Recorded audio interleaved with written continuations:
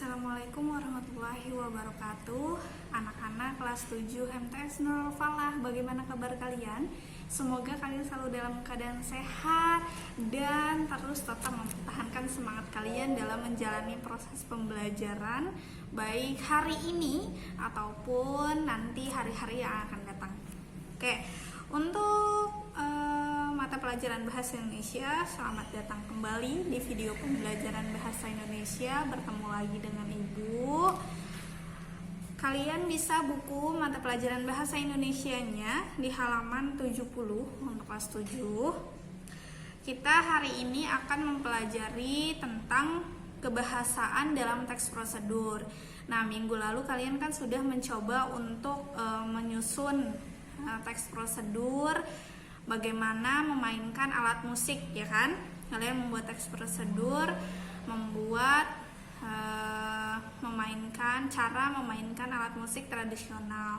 Nih, siapa yang belum mengumpulkan tugasnya? Harap segera dikumpulkan. Nah, untuk materi kebahasaan dalam teks prosedur, Ibu akan membahas tentang kalimat imperatif atau yang disebut juga dengan kalimat perintah. Nah, ciri-cirinya seperti apa kalimat perintah? Tentunya di dalam teks prosedur banyak sekali kalimat perintah karena terdapat struktur langkah-langkah. Ya, di bagian langkah-langkah itu banyak sekali kalimat imperatif atau kalimat perintah. Ditandai dengan adanya tanda seru yang terdapat di akhir kalimat. Jadi apabila kalian menemukan kalimat yang diakhiri dengan tanda seru, itu merupakan contoh dari kalimat imperatif atau kalimat perintah. Nah, selain ditandai dengan tanda seru, kalimat imperatif juga terdapat penggunaan partikel lah. Jadi ada satu atau dua kata yang menggunakan partikel lah. Contohnya, potonglah bawang merah setipis mungkin lalu sisihkan, seperti itu. Nah, itu kan merupakan langkah-langkah kan dari teks prosedur, bagian langkah-langkah dari teks prosedur. Nah, itu contoh dari kalimat imperatifnya. Lalu apalagi ya? Contohnya itu misalnya kupaslah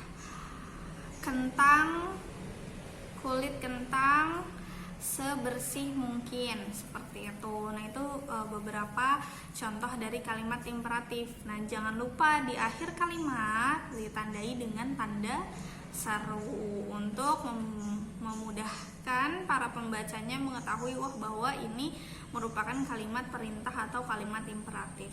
Nah, itu yang paling mudah, ciri-ciri yang paling mudah untuk kita temui maksud dari kalimat imperatif atau kalimat perintah. Nah, selanjutnya terdapat konjungsi. Ibu sudah sering sekali dalam mempelajari kebahasaan kaidah bahasa Indonesia. Ibu sudah sering sekali membahas tentang konjungsi. Konjungsi itu merupakan apa? Made masih ingat? Semoga masih ingat. Konjungsi itu merupakan kata sambung atau kata hubung. Ya, konjungsi itu merupakan kata sambung atau kata hubung. Itu sering sekali keluar di dalam ujian atau latihan-latihan soal tentang tipe soal konjungsi. Karena konjungsi itu terbagi menjadi banyak sekali. Nah, untuk di bab teks prosedur ini mempelajari konjungsi urutan, ya, konjungsi yang menunjukkan urutan. Contoh kalimatnya itu, contoh katanya itu sejak, semenjak, sedari, sewaktu, ketika, ada di halaman 71. Bisa kalian baca, bisa kalian simak juga, ya. Terus tatkala, sementara, begitu, seraya, selang, dan sebagainya. Nah, itu merupakan contoh kata dari konjungsi, kata sambung. Jadi kita bisa menggunakan kata tersebut di dalam satu kalimat untuk menyambungkan satu kata dengan kata yang lainnya agar menjadi kalimat yang menunjukkan urutan waktu, seperti itu ya. Itu merupakan konjungsi, contoh dari konjungsi urutan ya. Setelah itu kan itu merupakan kebahasaan. Nah, kalian kan sudah menulis ya kan. Nah, di sini benar nggak nih, kita cross check bagaimana kalian yang sudah mengerjakan sudah benar atau belum mengerjakan tugas menulis teks prosedurnya. Di sini di halaman 75 terdapat ada cara untuk menyusun atau menyajikan teks prosedur secara tertulis. Yang pertama itu menentukan topik. Jadi kalian harus tahu terlebih dahulu topik bahasan yang kita akan bahas di dalam teks prosedur. Kita mau mau membahas tentang apa gitu, atau membahas tentang memasakkah atau memainkan sesuatu gitu, kita harus pilih. Nah, setelah itu kita harus memilih dari ketiga jenis, kita harus pilih salah satu.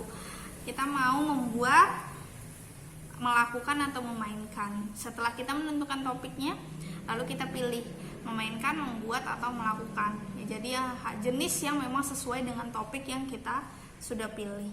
Nah, setelah itu baru kita tulis tujuannya, terus lalu latar belakang dari topik yang kita bahas. Misalnya kayak memainkan alat musiknya diceritakan dulu dari daerah mana dan sebagainya gitu.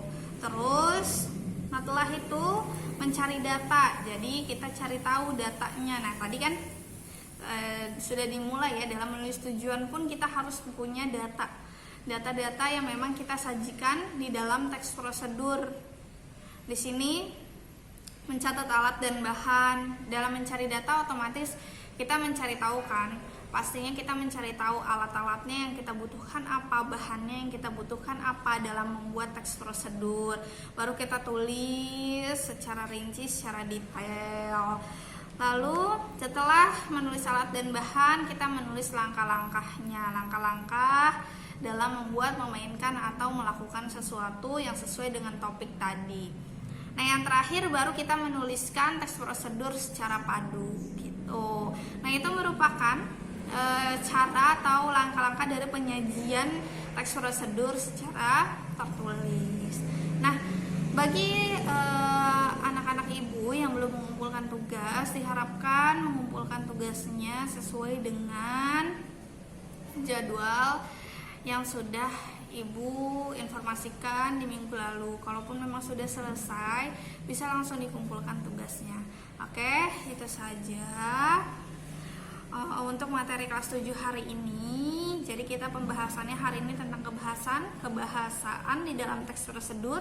Yang pertama kalimat imperatif, lalu yang kedua tentang konjungsi untuk menunjukkan urutan waktu, dan kita membahas cara menyajikan teks prosedur secara lisan.